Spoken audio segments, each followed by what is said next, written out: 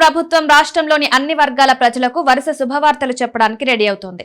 నిరుద్యోగులు, ప్రభుత్వ ఉద్యోగులు, అన్నదాతలు ఇలా అన్ని వర్గాల వారికి గుడ్ న్యూస్ చెప్పడానికి సిద్ధమవుతోంది. ఇందుకు తెలంగాణ ఆవిర్భావ దినోత్సవం జూన్ 2 వేదిక కానుంది. ఈ క్రమంలో రాష్ట్రంలో భూమి లేని నిరుపేద రైతులకు తెలంగాణ సర్కార్ శుభవార్త చెప్పనుంది. జూన్ 2న దీని గురించి కీలక ప్రకటన చేయనుంది. భూమి లేక అసైన్డ్ భూములు సాగు చేసుకుంటున్న నిరుపేద రైతులకు తెలంగాణ సర్కార్ శుభవార్త చెప్పింది. అలాంటి వారికి పట్టాలు ఇవ్వాలని ముఖ్యమంత్రి రేవంత్ రెడ్డి నిర్ణయించినట్లు రాష్ట్ర రెవెన్యూ శాఖ మంత్రి పొంగులేటి శ్రీనివాసరెడ్డి ప్రకటించారు. జూన్ 2న వారికి పట్టాలు పంపిణీ చేయనున్నట్లు వెల్లడించారు. ఈ విషయంపై అధికారులకు కీలక సూచనలు చేశారు. పోడు భూములు, గిరిజనులకు సంబంధించి కూడా పొంగులేటి కీలక వ్యాఖ్యలు చేశారు. కాంగ్రెస్ ప్రభుత్వం తీసుకువచ్చిన ధరణిలో సమస్యలు మళ్లీ పునరావృతం కాకూడదని, ఇదే రిపీట్ అయితే అధికారుల మీద చర్యలు తప్పవని కనుక జాగ్రత్తగా ఉండాలని పొంగులేటి శ్రీనివాసరెడ్డి తెలిపారు.